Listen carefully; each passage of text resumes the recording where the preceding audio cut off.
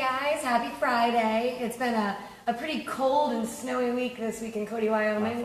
It's not fun. Danny's not amused because he just moved here from Louisville, Kentucky not too long ago, and we told him it wouldn't be a bad winter, and I think we've had like 3 feet of snow. They're all liars. We're just a bunch of liars, but we really needed help, and one of the things that we need help for in our galleries is to help get a lot of our cases open. You know, it actually takes at least 2 people to open every case, and in some cases 4 or 5. So we love having extra hands on deck, and today we put back one of our guns that if you were at SHOT Show, I think you all saw, and that's our Jennings rifle. That's the rifle right behind me on the bottom. See, I don't block it that much, you know, when I stand in front of it because I'm short. But we wanted to, while we were putting this away today, we wanted to talk a little bit about some precursors to the Winchester. Anytime I'm giving a tour here, I go, and who invented the Winchester lever action? Oh, me? I'm not. I thought that was rhetorical. No. And we're done. I always ask that question because so often in history we look at, you know, Colt and Colt's design of his firearms and you know, the Smith & Wesson, who designed a lot of guns, but when you think of the Winchester lever action, I think a lot of people think that Winchester designed the gun, and he did not. There were actually a lot of players that were involved in making the gun that won the West. Best marketing slogan ever. And so we wanted to talk about a couple of those names that we have, since these are really rare guns, and since we had the case open, it made it a lot easier for us to show it to you without horrible glare. So the gun on the top is the earliest direct ancestor. Oh, he's getting it down. I'm too short to get it down. So this gun, this really awkward looking thing, is a Hunt volitional rifle. And this is the only one known in existence. So no pressure in handling it, Danny. You say that now. I know, right? It's the only one known in existence. Walter Hunt took out the 2nd patent in the United States for a tubular magazine. So you can see the tubular magazine underneath the barrel there. I believe it was 12 rounds. And he took it out. He submitted the paperwork in 1847. He actually missed being the first tubular magazine patent in the United States by 6 months. So if I were him, I'd be like, damn it, it's terrible. Solid timing. I guess I just said that we can swear on this feature. So Walter Hunt developed this gun, the Hunt volitional gun, and we actually think that this is the patent model because there have been no other ones found in existence. So if you are going through your basement and you see one of these, you should probably call us and tell us we're a bunch of liars. But until then, we know that this is the only one that we know is in existence. Also, Walter Hunt was known for his caseless ammunition, or rocket ball ammunition, which was used in a lot of the early lever guns, which that type of ammunition was actually called, lovingly called, the weak volcanic cartridge. So you can tell what people thought about that.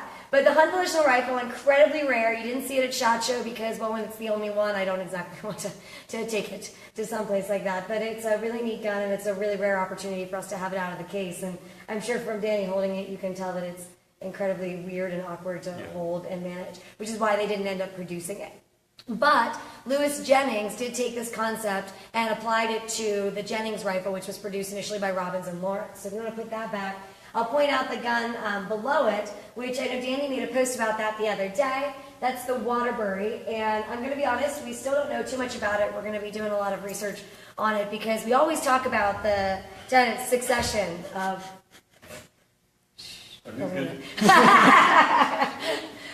succession from the Hunt to the Jennings to the Smith & Wesson repeater, but we don't often talk about competitors. I mean, obviously these weren't the only people working on it, and the Waterbury that we have right here, this repeating rifle, is believed to be a competitor to the Jennings rifle. So we're going to do some more research on it so we can kind of bring out that story and that narrative, which we kind of gloss over because it wasn't one of the ones that became incredibly successful. Excuse me. The gun below it was at SHOT Show, so if you've seen any of our videos, you know that this was the gun that was the earliest reference to the Winchester collection. It's a Jennings rifle. It's actually a Smith Jennings, so it's a little bit later. Lewis Jennings developed the Jennings rifle, repeating rifle, went off of Hunt's tubular magazine concept, had Robbins and Lawrence produce it, and then Robbins and Lawrence, I like to point this out because a bunch of the names pop up that you would see later in the history of this gun.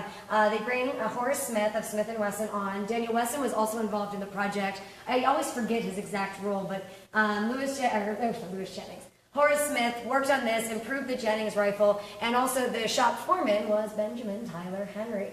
So you got Smith, Wesson, and Henry all lumped up in one project, and all those people's names will become a part of it. A lot of interconnectedness in this time frame. incestual relationship of gun history and industry.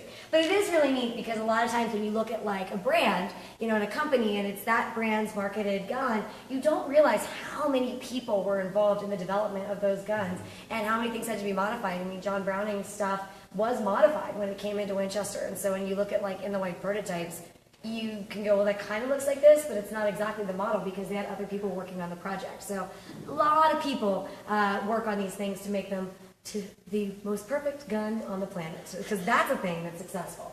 So this gun, I said that it's the first reference to the Winchester collection, and we have a letter from 1871 where Oliver Winchester wrote R.S. Lawrence and said, I would sure like to have this gun for my collection. And so it's one of the guns that we know that Oliver Winchester handled during his lifetime, and was one of the guns that inspired the Winchester Arms collection, which he started in the late 1860s, 1870s. And so we know that this is a very special gun to Winchester, and all the people that were involved then took it over to the gun that looks a lot more like a Winchester, but still isn't, and that's the Smith & Wesson Volcanic. In 1854, Horace Smith and Daniel Wesson patented their lever action patent. Technical difficulties. Don't mind Jessie. She didn't realize that there's a bench right there. So we've got this gun up here, and this is a beautifully embellished Smith & Wesson repeater. One of the things that I like to point out about this is that when we say Smith & Wesson repeater, not volcanic quite yet because it hadn't been named that. The first year that they were producing these, so 1854 into 1855, it was still being done by Smith & Wesson in Norwich, Connecticut. Now this gun is serial number 8. The serial number's on the screws of these, and so we took this one apart so that we could see which serial number it was because there was a discrepancy in our records. Serial number 8 of the Smith & Wesson, we believe it was made in probably 1854 or 1855. We have several other Smith & Wesson repeaters in this case, so maybe before we wrap up we can just do a sweep of the case. Smith & Wesson then in the 1850s went from their company to the Volcanic Repeating Arms Company when they took on new investors. One of those new investors, Oliver Winchester. Between 1856 and 1857, Smith & Wesson would separately walk away from the company, and once they did that, Oliver Winchester then reorganized it into the New Haven Arms Company, which is the gun right below it, and that one's serial number 1. We're going to make sure he puts it back well here. Don't mind me. Yeah, handling priceless artifacts. We're good. All right, Smith & Wesson's serial number 8, New Haven Arms, serial number 1. You can see that there's several iterations of the New Haven Arms Company following the Volcanic. They kept the Volcanic name, but they reorganized the company. And then, of course, we're going to move a little bit further, so Jesse, please don't destroy our new tripod and camera, to a rifle that a lot of people recognize, and that's Benjamin Tyler Henry's Henry rifle. And that's an iron-framed one, which is incredibly rare. And Benjamin Tyler Henry, who had worked on the Jennings project, Winchester brought him along, and they developed the Henry rifle. But as I'm sure many of you know, Henry got a little uppity, and I really wanted to say uppity. Benjamin Tyler Henry got a little uppity, and Winchester ultimately would file the paperwork to become the Winchester Repeating Arms Company. And I believe it was May of 1865 is when he first filed the paperwork. I could be wrong on the exact date of that, but he files the paperwork to become Winchester, kind of leaves Benjamin Tyler Henry in the dust. And he works with a designer named Nelson King, who has that side loading gate that you see there. And they developed the Winchester Model 1866, which is the first gun known as Winchester. Although, fun fact, even though it was the Winchester Model 1866, it was not until 69 when they stamped the name on the barrels of the guns. So, as you can see, this is an incredibly complicated, drawn-out, dramatic, I love drama in guns, the Real Housewives of the gun industry. It's a really dramatic kind of way that you see that the gun that won the West is not this pristine thing developed by one person and perfected right off the bat. It wasn't. It took a long time. It took decades. And it's important to remember, too, that while all the changes in guns are happening, there's a lot of changes to the ammunition as well. We mentioned the rocket ball ammunition earlier, which was known for being underpowered and not very effective, and the progression from that to rimfire cartridges and eventually into the very famous 4440 Winchester centerfire cartridges throughout this process is something that allowed these guns to become effective throughout their development, while they're also making changes to the actions that you saw. Well, I'm glad you pointed that out, because so often when we talk about guns, we forget about the ammunition, and it's every bit as complicated and important, and especially since today's Winchester, or Olin Corporation, who bought Winchester out of receivership in the 1930s, is Winchester Ammunition. And so that storyline is obviously very important to them, and it's something that we try to focus on a little bit more in the museum as we redesign it in the coming years. But it's a little history of the Winchester lever action and how we came to be. And if you liked that, great. If not, it's fine. But if you want to check us out, you can go to our Facebook page. Right now we're on Facebook Live. It's Cody Firearms Museum at the Buffalo Bills Center of the West. We're at Cody Firearms on Twitter. And on Instagram, we're Cody Firearms Museum. And I like to give a shout out that we need some love on that page. We just started it, and we put some pretty funny stuff up there, at least I think. We like our own stuff. We like our own stuff. It's fantastic. So check us out on social media. Ask us questions. When we know more about the Waterbury, we'll let you know. And have a great weekend, everyone.